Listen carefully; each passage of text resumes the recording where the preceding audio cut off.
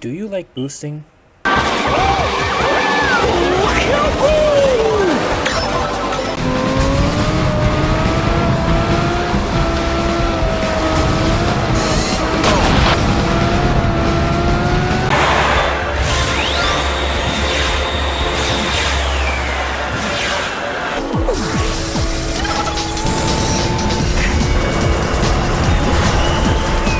Rhetorical question. Of course you like boosting. I mean, if you're playing an arcade game that features the ability to boost, why wouldn't you use it?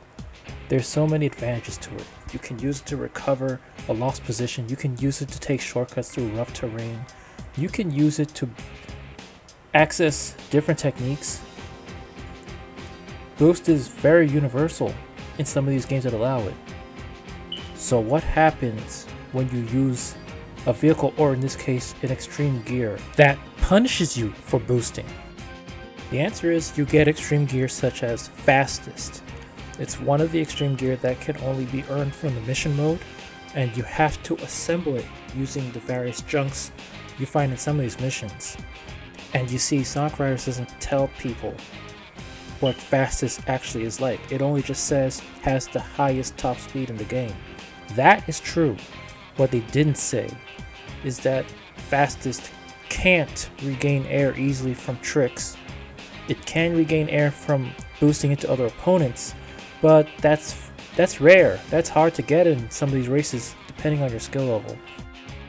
Now with fastest, if you look at its stats, you might be very disappointed to hear that it has no stars in acceleration or in cornering. Only flying types will give it at least 1 star for acceleration, and that's not saying much.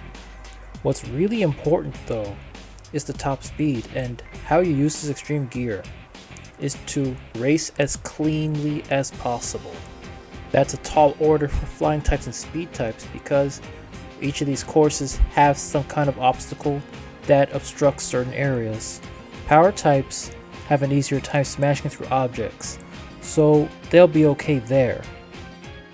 But if you any of your special routes assigned to your type, you'll be in for another shock. You can't gain air from smashing objects, flying through the air, or grinding. This is really bad news if you end up in a situation where you can't gain any more air, can't level up, and are deep in the red in your air gauge.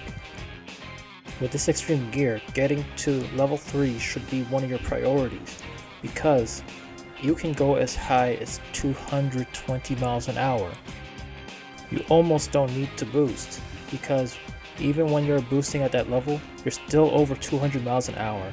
And besides, as we discussed earlier, you're not going to benefit from just boosting since you don't have many options in terms of recovering air. Now, in terms of acquiring this extreme gear, you'll have to go through mission mode, which comes after story mode. It'll be a bit of a pain in terms of hunting down those junks. One easy way is to just grind those missions until you get what you need for crafting them. But if you're skilled enough, this extreme gear is actually worth it. It rewards a player who's skilled at clean racing. It rewards a player who has good enough knowledge of the track and knows how to conserve air.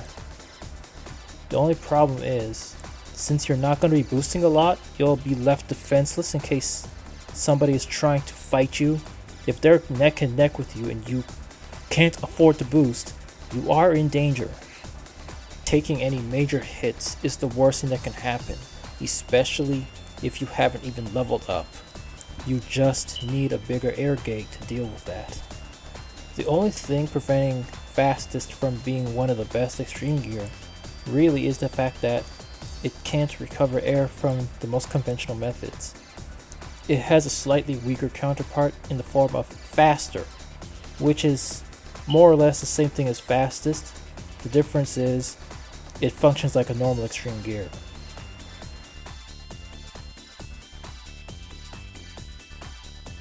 Naturally, it's not as strong in the sequel. In Sonic Riders Zero Gravity, fastest is a little more run-on-the-mill. It can't even reach 200 miles an hour, even if it tried.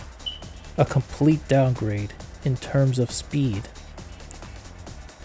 If you want to see what fastest could be like at its potential, you should see Sonic Riders Tournament Edition. That's a mod that overhauls nearly everything about Sonic Riders itself. And that includes performance for some of the gear that notoriously can't recover air.